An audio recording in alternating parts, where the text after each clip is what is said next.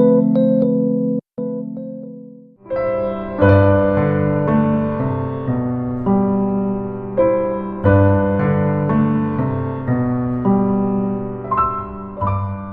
kalau kita bicara masalah penyebab jerawat itu sangat-sangat kompleks karena jerawat disebabkan oleh banyak sekali faktor. Ya, yang paling utama itu adalah karena genetik, ya, kemudian hormonal. Kenapa genetik di sini? Karena biasanya orang yang orang tuanya berjerawat, baik ibu atau ayah, itu 60% sudah memicu bagi si orang tersebut, ya. Kemudian ditambah lagi dengan hormonal, ya, misalnya seseorang yang dengan kadar hormon androgen lebih tinggi itu akan memicu kelenjar minyak lebih aktif sehingga jerawat pun akan lebih mudah terjadi, ya. Ini dua faktor ini adalah dua faktor yang tidak bisa dihindari.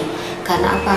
Karena secara genetik dan secara hormonal tadi yang dari dalam tubuh, ya. Kemudian faktor-faktor pendukung lainnya banyak sekali, ya. Salah satunya yang utama adalah masalah kebersihan, ya. Jadi kalau sudah ada dua faktor tadi ditambah kebersihan yang tidak baik, ini pasti akan memperburuk kondisi dari jerawatnya tadi, ya. Kemudian dipengaruhi juga kosmetik, ya. Jadi hati-hati penggunaan kosmetik yang tidak tepat itu bisa memicu timbulnya jerawat. Kemudian apalagi ya, makan, ya, pola makan, ya. Meskipun sekarang masih menjadi kontroversi masalah pola makan karena ada sebagian dokter menyatakan sangat memicu, tapi sebagian lagi itu tidak mendukung, kurang mendukung. Jadi kalau kita bicara pola makan itu sebenarnya secara tidak langsung, jadi orang-orang yang sudah punya bakat jerawat kemudian senang makan yang pedas-pedas, ya, itu tentu akan memicu kelenjar minyak. Pada saat kita makan pedas, minyaknya akan aktif, ya.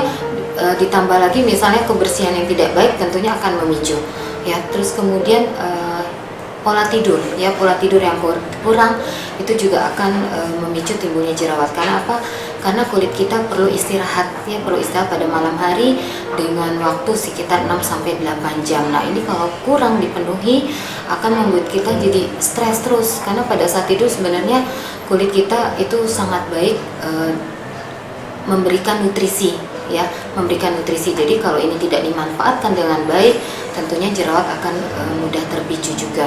Kemudian faktor-faktor lain adalah lifestyle yang tidak sehat, misalnya merokok, ya, kemudian minum minuman keras, ya, kemudian radikal bebas, ya, yang banyak sekali dari asap rokok, ditambah lagi radikal bebas dari polusi udara, dari sinar matahari, yaitu akan juga menjadi salah satu penyebab. Itu adalah penyebab jerawat yang harus kita antisipasi. Jadi tidak kita bisa hanya lihat dari satu faktor saja, tidak, ya. Terutama digarisbawahi lagi untuk yang mempunyai genetik, ya, itu harus faktor-faktor tadi harus lebih diperhatikan.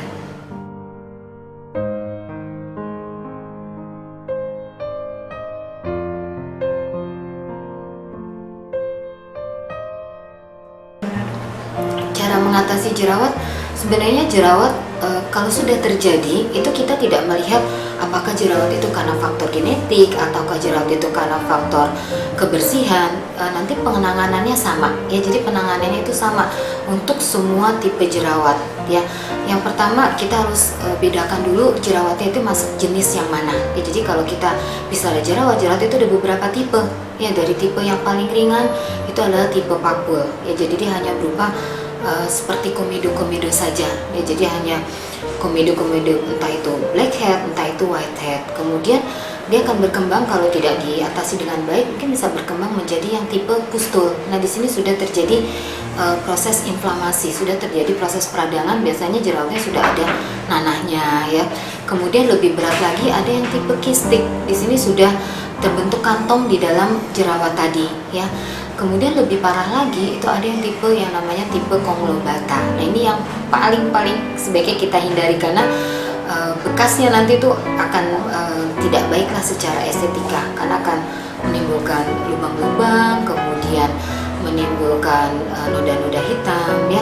Nah, penanganannya nanti tergantung dari tipe jerawatnya. Kalau yang tipe yang papul, yang ringan, itu bisa kita hanya menggunakan terapi yang sifatnya topikal, jadi yang dioles-oles di jerawatnya saja, yaitu dengan bahan-bahan yang bersifat komedolitik ya, misalnya sulfur, resorsinol ya dan sebagainya. Nanti mungkin Ibu Adit akan lebih banyak bicara di sini. Kemudian kalau untuk yang tipe pustul ini pun nanti terapinya bisa combine ya dengan topikal maupun dengan yang diminum ya dengan sistemik, tergantung dari seberapa parah dari tipe yang pustul ini ya. Kemudian kalau untuk yang tipe yang kistik dan tipe yang konglobata ini pasti sudah harus menggunakan terapi kombinasi baik secara topikal maupun secara oral seperti itu.